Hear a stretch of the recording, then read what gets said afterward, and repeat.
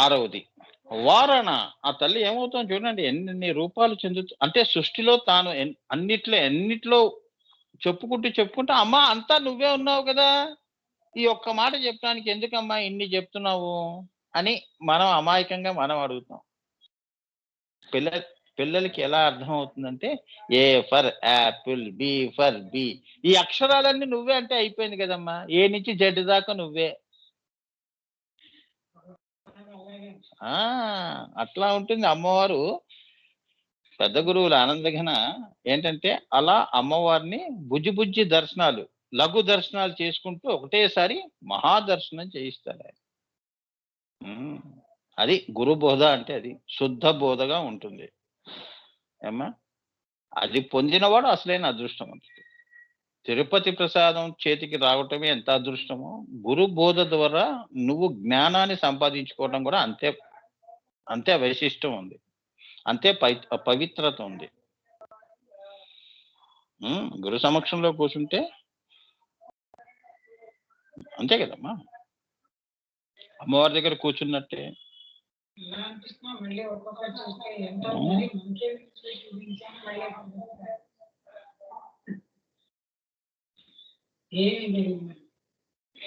ఇప్పుడు 6వ నామంలో అమ్మవారు ఏమేమైంది? సరావ అయింది, రసన అయింది, తారణ అయింది, భూత అయింది. ఇప్పుడు 6వ నామంలో వారణ అవుతోంది. నియమించటం, మంత్రశాస్త్ర ప్రకారం వాయువుగా లోపల ప్రవేశించి, ముఖ్య ప్రాణం వస్తోంది పోతోందిగా, నువ్వు బతుకున్నావుగా, ఓంకారముగా మారిన అంతర్నాదాన్ని వారణము అంటారు. అంతర్నాదం చేయటం, అనాహత చక్రం దగ్గర లబ్ డబ్ అని కొట్టుకుంటోంది. ఓం అంటే అంతే కదా, బొమ్మకి కీ ఇస్తే ఎలా పరిగెడుతుంది, అవునా? పైన ముఖ్య ప్రాణము నీ శరీరంలో బ్రహ్మకచ్చము నుంచి నీ యొక్క గుండె దగ్గర కొట్టుకుంటోంది ఓంకార రూపంలో. అనాహత చక్రం కొట్టుకుంటోంది. ఓం. నీకు ఎలా వినిపిస్తోంది? లబ్ డబ్ లబ్ డబ్ అలా వినిపిస్తోంది. నియమించడం, సృష్టినంతా నియమించటం, ఏది ఎక్కడ ఉండాలో అని, ఎన్నిసార్లు రావాలి నీ హృదయంలో, ఎన్నిసార్లు కొట్టుకోవాలని నియమించటం, ప్రాణాన్ని నియమించటం. అదే సూత్రంతో మనం క్రియాయోగంలో కుంభక రేచక పూరక చేస్తాం. అదే ఓంకారం. ఓంకారముగా మారిన అంతర్నాదాన్ని వారణము అంటారు. పైనుంచి వచ్చిన ముఖ్య ప్రాణము నీ శరీరంలోకి వస్తే, ఉదాన ప్రాణంగా వచ్చినప్పుడు దాన్ని ఓంకారము అంటారు.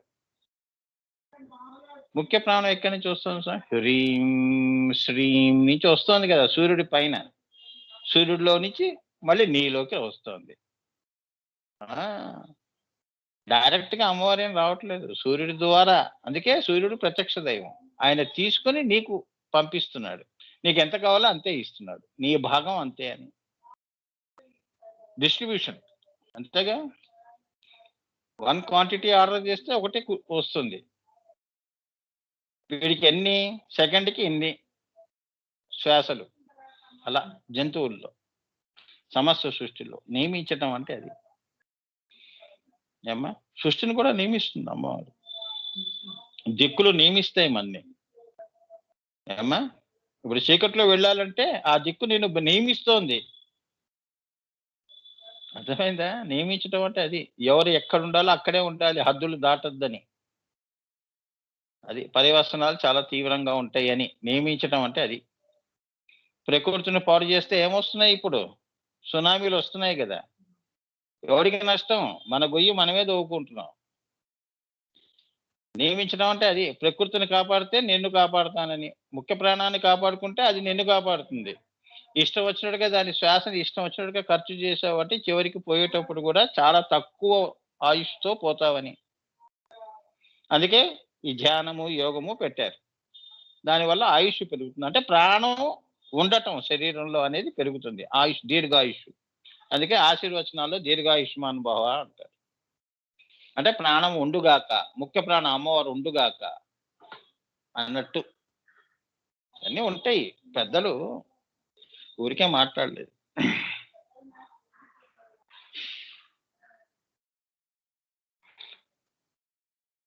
ఇది సారస్వతార్థానికి చాలా దూరమైనది కాబట్టి కనిపించేది ఒకటి, అందు లోపల ఉన్నది ఒకటి అని తెలివిటయే మాయాస్వరూపం తెలియటం. నీలో ఉండటం ఉమ్, సారస్వతార్థానికి చాలా దూరమైనది ఇది. అవునా? కాబట్టి కనిపించేది ఒకటి. ఇప్పుడు నా ప్రాణం నీకు కనిపిస్తుంది, డబ్బని కొట్టుకుంటుందని కనిపించేది ఒకటి, అందు లోపల ఉన్నది ఒకటి అని తెలియటయే మాయాస్వరూపం. అది అమ్మవారి మాయాస్వరూపం. అమ్మో, అమ్మవారు ఓంకారం నుంచి నా గుండెలు ఇలా కొట్టుకుంటుంది, ఇదంతా మాయగా ఉందండి అనవు. అలా అన్నమాట. ఆమె మాయాస్వరూపం. అందుచేతనే లలితా నామముల్లో రహస్య నామాలు, అందుకే ఇవన్నీ రహస్య నామాలు అన్నారని. అందుకే ప్రతి నామము రహస్యమే. ఆ రహస్యాన్ని విప్పేవాడు గురువు తప్ప ఎవరు లేరు. అందుకే ఇది గురుముఖత నేర్చుకునే నామాలు. మనం ప్రయత్నం చేసి పుస్తకం చదవటం వేరు. 1100 పేజీలు చదివేసి పక్కన పెట్టేస్తాం ఒక రోజులో. ఏమైంది? ఏ రహస్యం తెలుసుకున్నావు? అక్షరాలు వెంట పరిగెత్తావే గాని అర్థం వెంట పరాపశ్యంతి మధ్యమ అనేది ఏమీ తెలియదు. భూతాక్షరాలే తెలుసు. అన్ని అక్షరాలు నేను చదివేశాను. కరెక్టే. మంత్రం కూడా చాలా మందికి లక్షాలు చేశాను స్వామి అన్నారు. ఎందుకు పండలేదు అని నన్ను అడిగితే నేనేం చెప్పను? అందుకే ఇది లలితా సహస్రనామాలు. ఏమ్మా చెప్తే మళ్ళీ ఫీల్ అవుతారు. కొద్దిగా మళ్ళీ చెయ్యమ్మా అంట. పెంచండి. అందుకే పెంచుతాడు మళ్ళీ స్వామి. గురువులు ఏం చేస్తారు? ఇంకో 20, 10, 20 సార్లు చెయ్యమ్మా. అవునా? తి తినగ తినగ తినగా వేప కూడా తీయగా ఉంటుంది. ఆయుర్వేదం మందు కూడా రోజు అబ్బా మొహం 30, 64 వంకర్లు తిరుగుతుంది తాగుతున్నప్పుడు. అంత చేదు. 10 రోజులు తాగామనుకోండి అది తాగకుండా ఉండలేం. తినగ తినగ తినగ ఇట్లా. అందుకే చదవగా జపించి నీ తపస్సే తపన అయిపోయింది. తప్పించి తప్పించి ఏమైంది? తపన అయింది. ఆ తపనే యోగమైంది. అవునా? అప్పుడు యోగం పడుతుందిరా అంటారు. అందుకే 1కి 3 సార్లు చదవండి అంటారు. అందుకే చాలా మంది ఏమంటారు? Think think twice before you act. మనం ఏదైనా పని చేస్తున్నామంటే 1కి 2 సార్లు ఆలోచన చెయ్యి అంటారు. లేదా కీడేంచి మేలేంచమంటారు. వాడు చెప్పాడు నేను చేశాను స్వామి అంటే గోతిలో పడతావు. అంతేగా. అలా ఇప్పుడు అలానే చాలా మంది చేస్తున్నారు. వెస్టర్న్ పీపుల్ అలా ఉన్నారు. మేము అలానే ఉంటాం. వాడు గోతిలో పడ్డాడు. నువ్వెందుకు పడుతున్నావు? అవునా? అది చెప్తున్నాడు ఇక్కడ. అందుకే రహస్యం. లలితా సహస్రనామాలన్నీ రహస్యం. అందుచేతనే లలితా నామములన్నీ కూడా రహస్య నామములు అన్నారు. అందుకే ఈ రహస్య నామములను కేవలం సారస్వత దృక్పథంతో నుండి మాత్రమే తీసుకుంటే మనం ఉన్న చోటనే ఉండిపోతాం. ముందు ఎదుగు బొదుగు ఉండదు. ఎల్ఐజి ఉంటారు చూడండి. Lower income group. పేదవాడు పేదవాడిగానే ఉండిపోతున్నాడు. మధ్య తరగతి వాళ్ళు ఇప్పుడు అంతే కదా. ప్రభుత్వాలు ఏం చేస్తున్నాయి? ఏం ఎదుగు బొదుగు ఉందమ్మా, ప్రపంచంలో అది ఇచ్చేసేస్తున్నాం అన్నారు. ఏం చేశారు? ఎదుగు బొదుగు ఏం లేదుగా. పేదవాడిని పేదవాడిగానే ఉంచావు. అవునా? అదనమాట. సో సర్వాభరణ అనుట చేత ఇప్పుడు అమ్మవారు సర్వాభరణ నామం మర్చిపోకండి. మూలం మర్చిపోయి మనం లోపలికి వెళ్ళిపోతున్నాం. మళ్ళీ ఒకసారి చెప్పాలి నామం మీ అందరికీ. అమ్మవారు సర్వాభరణ భూషిత ఎందుకైందో ఇప్పుడు మీకు చెప్తున్నాడు ఆయన. ఇన్ని విన్నారు కదా, ఇంత తెలుసుకున్నారు కదా. తారణ, రసన అని, వారణ అని, భూత అని ఇవన్నీ ఆవిడ అణువులో కూడా నిండి ఉంది అనేది ఒక ఊహాగానంగా మీకు తెలిసింది. ఇంకా గురువు గారు అమ్మవారు లేని స్థానం ఏది? ఇది వచ్చే చివరికి కంసుడు అదే వీడు హిరణ్యకశిపుడు కూడా ఆ మాటకు వస్తే నీలోనూ ఉన్నాడు అని కూడా నరసింహ అవతారంలో జీవించాడు. అందుకే చీల్చాడు అంటే ఏంటంటే వాడి అజ్ఞానాన్ని, అహంకారాన్ని చీల్చి చెంది వాడి ఆత్మను తనలో కలుపుకున్నాడు. అంతేగాని శరీరాన్ని చీల్చాడని కాదు. అహంకారాన్ని, నా అనే పదం, స్వాని చీల్చాడు. నారసింహతత్వం అంటే అది. ఇప్పుడు ఈ అమ్మవారి ఈ నామంతో మన యొక్క అహంకారము, అనే దాన్ని నారసింహతత్వంతో చీల్చి చెండాడింది. ఇప్పుడు సర్వాభరణ భూషిత అంటే ఇప్పుడు చూడరా నేనేం ఆభరణాలు వేసుకున్నానో, వెధవా నువ్వు వేసుకున్నావు నేను వేసుకుంటానా అని. అర్థమైందా? ఇప్పుడు నాకు ఏ ఆభరణం వేస్తావు చెప్పు. నాకే ఆభరణం వేస్తావు మరి విను. సర్వాభరణ అనుట చేత భరణ, రవణ, నాద, వామనముల చేత భైరవీ స్వరూపము లేదా భైరవము సర్వ భైరవియే శ్రీ మహాభైరవి. నేను అన్నిటికీ నాద స్వరూపాన్ని.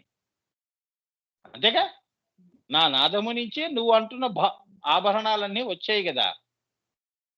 ఈ నాదము కంటే గొప్ప ఆభరణం ఉందా? మాయ కాకపోతే. అవునా? అందుకే భక్తిగా మనం ఏం చేస్తాం, గౌరీ పూజలు చేసుకున్నప్పుడు అమ్మవారికి అది దృష్టిలో పెట్టుకుని, ఈ నామం దృష్టిలో పెట్టుకుని సర్వాభరణ భూషిత అని, తల్లి ఇది నాకు ఇది గొప్పదే, ఇది నీకు ఇచ్చేస్తున్నాను, స్వామి ఇచ్చేస్తున్నాను నీకు, నాకు సర్వ ఇవ్వు అని. అలా మనం వేసుకున్నవి అంతే మనకి. ఇది తెలుసుకున్నావుగా, సరే ఇదే ఈ నామాల్లో భూషణగా తీసుకుంటున్నానని చెప్పి నేను ఆశీర్వదిస్తున్నాను. ఈ రహస్యం తెలుసుకోకుండా ఆవిడని అలంకరిస్తే మన పిల్లల్ని అలంకరించుకున్నట్టే. అవునా? ఆవిడ మహాభైరవి స్వరూపం కదమ్మా. మహాభైరవి నాదము అన్ని అందులో నుంచి వచ్చినప్పుడు ఆవిడ ఇంకా ఇవన్నీ ఆవిడ ఆభరణాలు. అవునా? ఇంకా నేను ఏం వేస్తే అమ్మవారు సంతోషిస్తుంది? సర్వ భైరవియే శ్రీ మహాభైరవి అయింది. సో శ్రీ లలితా సహస్రనామంలో అమ్మవారికి మహాభైరవ పూజిత అన్న నామం కూడా ఉంది. అంటే నువ్వు చేస్తే పూజ అలా చెయ్యి, ఆభరణాలు భూషణాలు కావు. క్రియాయోగము, ధ్యానము ఇవన్నీ అమ్మవారికి ఆభరణాలు. అవునా? నాదం ఎరిగి దానికి తగ్గట్టుగా అవి ఆభరణాలుగా సమర్పించు అని. మనుషులకి ఇచ్చే ఆభరణాలు కాదు. వాళ్ళకి వాయనం ఇచ్చాం, ఇది ఇచ్చామని కాదు. అమ్మవారికి ఇచ్చే వాయనం ఇదే. అర్థమైందా? యోగులు ఋషులు ఇచ్చేవి తెలీదమ్మా ఇవన్నీ. అంటే మహాభైరవ పూజిత అంటే ఆవిడ శ్రీ లలితా సహస్రనామంలో అమ్మవారికి మహాభైరవ పూజిత అన్న నామం కూడా ఉన్నది కాబట్టి ఆమె సర్వ భైరవియే శ్రీ మహాభైరవి కాబట్టి ఆవిడ నాదస్వరూపిణి కాబట్టి ఆ నాదాన్నే నువ్వు క్రియాయోగం చేసుకుంటూ ఉదాన ప్రాణాన్ని ఉత్పత్తి చేస్తున్నావు. అంతకంటే భూషణం ఏముంది? స్వామి తొలగించి సర్వంలోకి వెళుతున్నావని. ఫోన్లేరా నీ జీవితాన్ని అంటే తెలుసుకునే నాలో నువ్వు స్వామి తీసేస్తాం అంటే అదనమాట. నాదాన్ని పట్టుకొని నీ దగ్గరికే వస్తున్నానమ్మా, ఇంతకంటే నా జీవితానికి భూషణ ఏముంది? ఇదే తీసుకొని వస్తున్నాను, నీకు నన్ను నేను అంకితం చేసుకుంటున్నాను అని. అదే లయము అంటారు. అర్థమైందా? సర్వాభరణ భూషిత అంటే అది లయము అంటే. నీ లయమే ఆవిడికి భూషిత అని. అది ఇంకా నీకు ఆవిడికి కూడా అమ్మవారికి కూడా అది భూషణమే. అవునా? పోయిన వాళ్ళు మహానుభావులు వాళ్ళందరూ జీవితాలు భూషణ. ఆనందగానే మరి అంతే కదా, ఆయన జీవితమే ఇచ్చేశాడు అమ్మవారికి. నేనేమి ఇవ్వగలుగుతాను తల్లి, నువ్వే ఉన్నావు, శ్వాసగా ప్రాణంగా, అదే నీకు ఇచ్చేస్తున్నాను, నా శ్వాసలే నీకు ఇచ్చేస్తున్నాను అని. అదే భూషణ, సర్వాభరణ భూషణ అంటే అదే అనమాట. ఎందుకంటే ఈ సర్వ సృష్టి అమ్మవారి యొక్క నాదముతో నిండి ఉంది. సర్వం నాదమయం జగత్. ఆ నాదాన్నే మళ్ళీ భూషణగా ఇవ్వటం అంటే నీ క్రియాయోగం ద్వారా, ధ్యానం ద్వారా అమ్మవారికి అలా చెయ్యటము అని.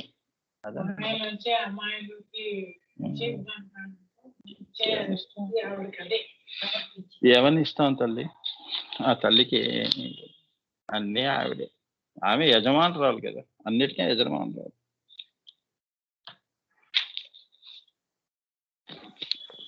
ఈ నామానికి తార దశ మహావిద్య తారాకి ఏమన్నా రిలేటెడ్ ఉంటుందా గురుజీ?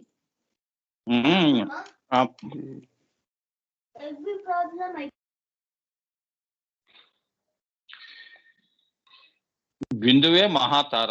చాలా అక్కడి నుంచి గురుజీ చెప్పారు ముందు. బిందువే తారలకే తార, మహాతార. తార అది కిందకి వచ్చినప్పుడు అవతార. చాలా అదే నీ కంటితో చూస్తున్న సూర్య చంద్రులు గ్రహాలు తారాకోటి అని, అదే తార, అవతార అంటారు. అదే అమ్మవారి దశావతార, అదే నవదుర్గలు అని. ఇవన్నీ తారలు. ఆ బిందువు మహాతార. ఓకే. భూషిత అన్న శబ్దం చేత విశ్వ కుండలిని ప్రతీకగా భావించవలే. ఇప్పుడే చెప్పాను. శ్వాసని పట్టుకొని భూషిత, నీ జీవితానికి ఏది భూషణ అంటే శ్వాసని తెలుసుకోవటమే. అంతకంటే భూషణ ఏముంది? అవునా? అబ్బా, వాడు అసలు తెలుసుకున్నాడండి. శ్వాసను పట్టుకుని అమ్మవారిలో లయమయ్యాడండి. అన్నిటినీ వదిలేశాడండి, త్యజించేశాడు. అంతకంటే సన్యాసి వాడు మహాసన్యాసం చేశాడని. పుట్టి శ్మశానమే కాదు, మహాశ్మశానం చేసేసాడు ఈ వ్యష్టి కుండలిని. మూడో కంటి దగ్గర వాడు ఏమయ్యాడు? ఆ విశ్వ కుండలినిలో వెళ్ళిపోయాడు. అంటే అంతకంటే భూషణ ఏంటి వాడి జీవితానికి? అవునా? ఇది తీసుకుని వెళ్ళాడు అమ్మవారి దగ్గరికి, భూషణాన్ని. అక్కడ తనను తానే ఆవిడలో లయం అయ్యాడని, అది అలంకారంగా అయిందని. సర్వాభరణ భూషిత అంటే అది.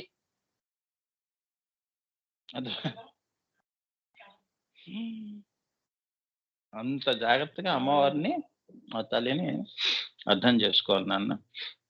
సో భూషిత అన్న శబ్దం చేత విశ్వ కుండలిని ప్రతీకగా భావించవలే.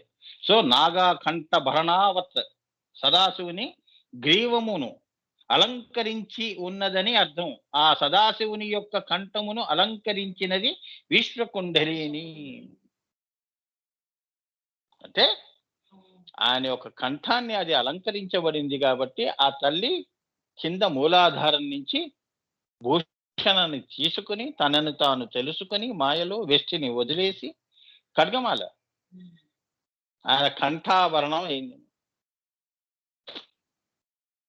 అంటే శివుడి యొక్క రూపాన్ని దాల్చింది అని, వారిద్దరూ ఒకటయ్యారని, రెండు లేదని, అదే భూషణ అని. అర్థమైందా అమ్మా? నాదం అయ్యారు, పరానాదం అయ్యారని. అవునా? పరచిద్గణ శివుడు. ఆయనకి ఈ కుండలిని నీవు అమ్మవారిగా అయ్యి అయ్యవారిలో మెడకి పాముగా అయ్యావు అంటే ఏంటంటే, సర్పముగా అయ్యావు అంటే ఆయనలో విశ్వ కుండలినిగా అక్కడ నాదము నుంచి వచ్చింది కాబట్టి పరానాదం అయ్యావు అని. శివుడు ఏమిటి? నిరీశ్వర, ఈశ్వర, సంకల్పము కారణము నువ్వే అయిపోయావు, మళ్ళీ నీ స్వస్థానానికి చేరుకున్నావు అని. అది నిన్ను నువ్వు తెలుసుకున్నావు అని. అర్థమైందమ్మా?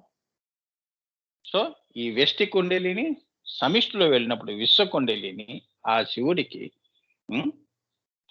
శివుడికి ఇది భరణం అవుతుంది, కంఠాభరణము.